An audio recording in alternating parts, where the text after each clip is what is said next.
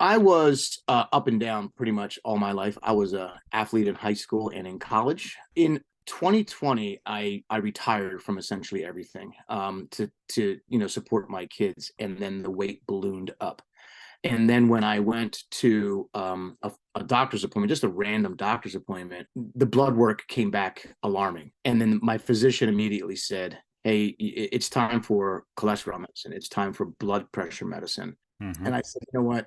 I'm not even 50 years old yet. This isn't right. This isn't supposed to happen." And then that was the wake up call. That was Mhm. it.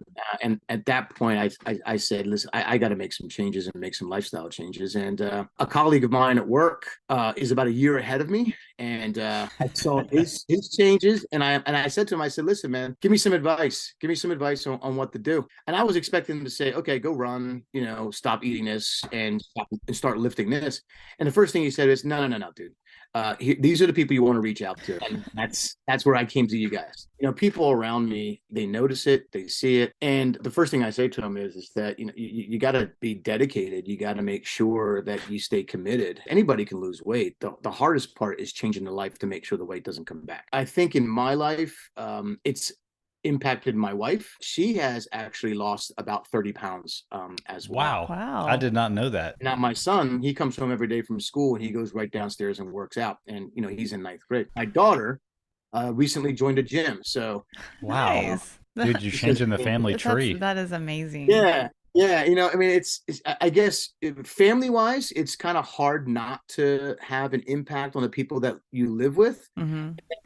People that I work with is the same way. And that's where, I was with my colleague. What had you tried in the past to diet to lose weight? Well, in the past, I know you guys are going to cringe on this, but when I was refereeing lacrosse, someone once told me that you can't have overweight people on television. So what they would tell me is that, there was something called a GM diet, where it's basically protein. And General Motors used to ask their employees to do this. I tried that. Weight came right back on.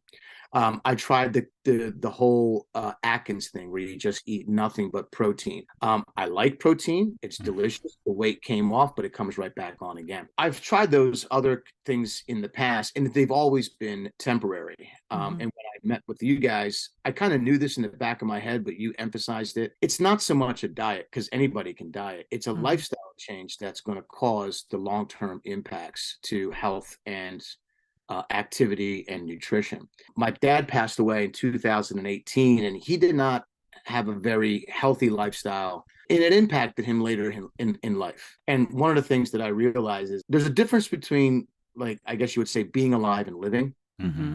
Yeah. And I decided that I want to live for a long time, and I don't want medication to help me do that. It's going to happen someday. I get it, but not today. And I also want to be around for my kids and grandkids when the time comes. So what keeps me focused and motivated is that whenever you think that, okay, I don't want to do this anymore, I just kind of want to quit, you have to remember why you started. And I started because I want to live a good lifestyle for my kids so that I'm around when I'm 80 or Mm-hmm. 90. Hmm. Let's go back to that doctor's visit in 2021. How have subsequent doctor's visits since then gone? They've been my doctor is actually he's he's quite shocked, quite honestly.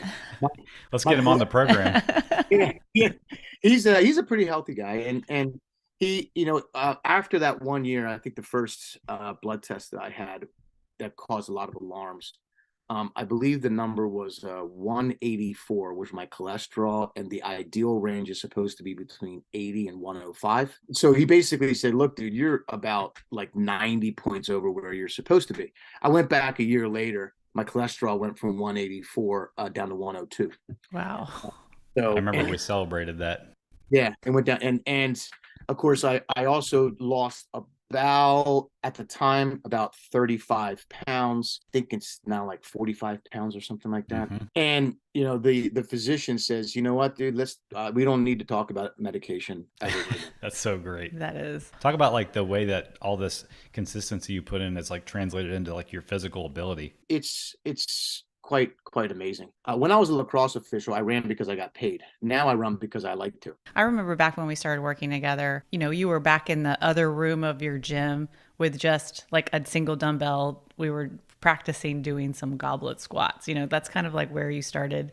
And now you're squatting with the barbell, you're deadlifting with the barbell, you're, you know, bench pressing with the barbell, you're signing up for a 10-mile race. It's really cool to see how far you've come in just your training side as well. I haven't been able to bench press my weight since college, and I did that the other day. Yeah. So cool. Do you remember like what your deadlift reps have been at lately? I think we maxed out about 2 weeks ago, and I think Mhm. it's about 260 on the deadlift. Yeah. What do you Mhm. say to that person who's afraid to start? Don't be afraid. I mean, what I would say is that you got to do a little bit of internal soul searching, and if this is something that we want to do, you can do it.